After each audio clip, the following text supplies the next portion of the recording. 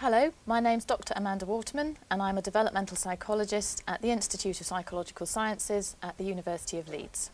And this podcast we're going to be talking about some theories of development, of cognitive development. First of all we're going to be looking at Piaget, and then we're going to have a little look at Vygotsky, and at the end we're going to look at some theories of memory development. So Piaget had a cognitive developmental stage theory where he believed that children went through different stages, and we'll look at that in more detail in a minute. Vygotsky unfortunately died at the age of 37 before he had time to complete much of his theory, but he introduced something extra into our ideas of cognitive development, and that was the idea of the social environment. So first of all we're going to be looking at Piaget. Piaget believed that children actively construct knowledge through their interaction with the environment. So it's very important for the child to be interacting with the environment in order to construct knowledge about the world.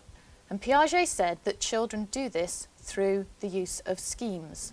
Schemes are organised ways of understanding the world, and as the child interacts with the world, these schemes develop and they improve with age.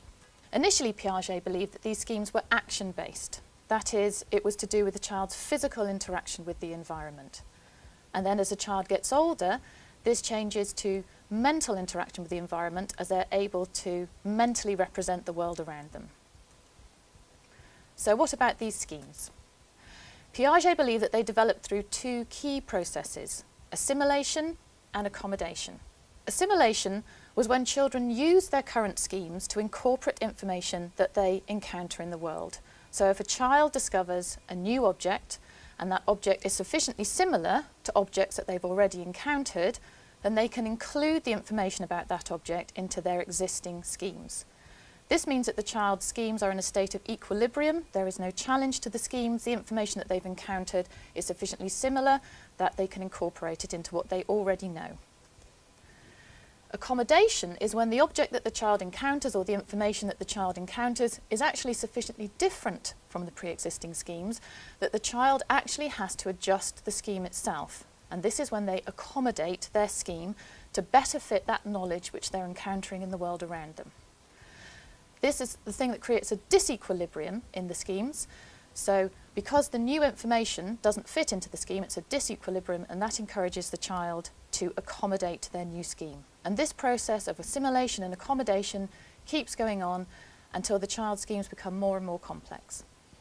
One of the key things to do with Piaget's theory is the idea of stages.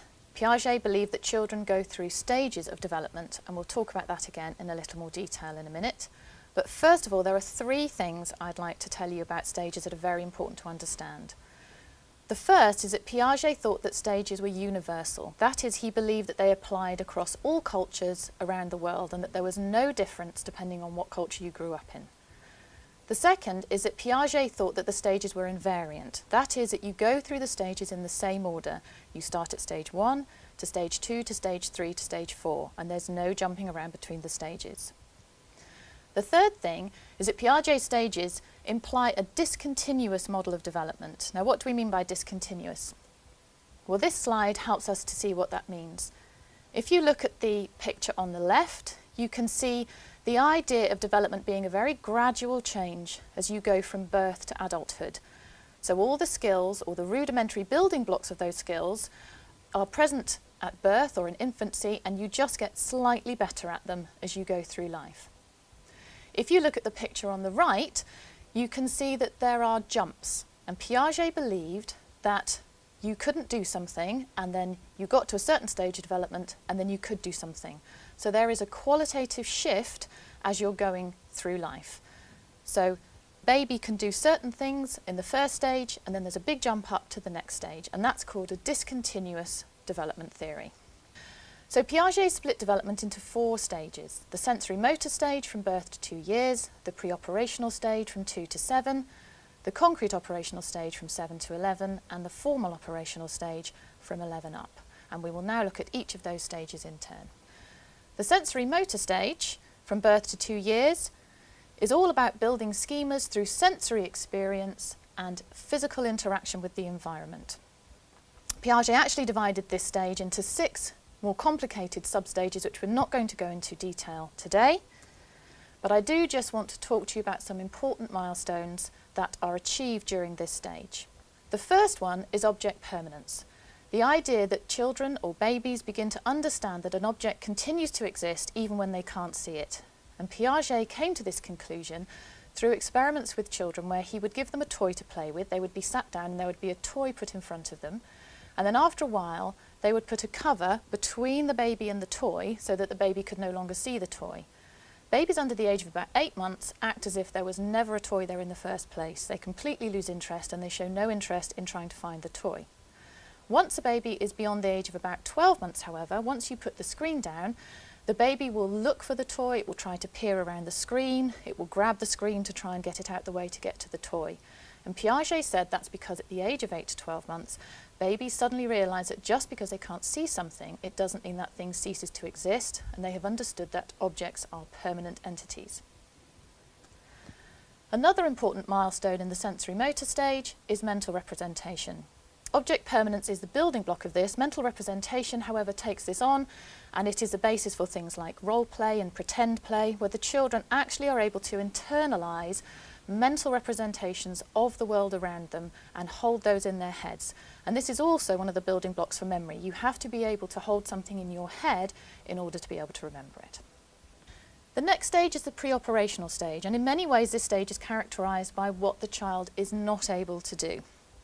One of those limitations is known as egocentrism, and Piaget came to the conclusion that children at this age are egocentric by use of his experiment called the 3 mountains task. And in the picture here you can see there's a little girl that's been brought into a room, and on the table in front of her are 3 mountains of differing heights with different things on the top. And the task that children were asked to do was to pick a picture that represented how they saw the scene. But then the children were asked to pick a picture to show how the doll sees the scene. You can see there's a little doll behind the biggest mountain on the table.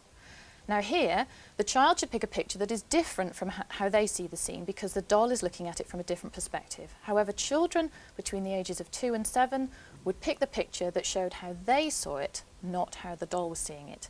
And this led Piaget to say that children at this age are unable to understand that different people see the world in a way that is different from them. Another famous Piagetian task is the inability to conserve. And here you can see there are some jars with some liquid in them, and the child would be brought into a room and they would be asked to make sure that beaker A and beaker B were the same size and to confirm that they had the same amount of liquid in them. And if the child wasn't sure, they would change the levels of the liquid until the child was absolutely sure that beaker A and beaker B had the same amount. The adult would then take beaker B and would pour, in full view of the child, all of the liquid into beaker C, which as you can see is a different shape. The adult has to make sure that none of the liquid is spilled, otherwise the experiment is spoiled. And then they say to the child, is there still the same amount of liquid in beaker A and beaker C? And children in the pre-operational stage will say no, and they will tend to say that there's more liquid in beaker C because beaker C is taller. And what children are failing to do is they're failing to understand that because no liquid was spilled, there has to be the same amount of liquid in beaker C. And they focus on one physical aspect of the beaker, that it's taller, and think therefore that there's more liquid in it, and they fail to take account of the fact that that beaker is actually also narrower.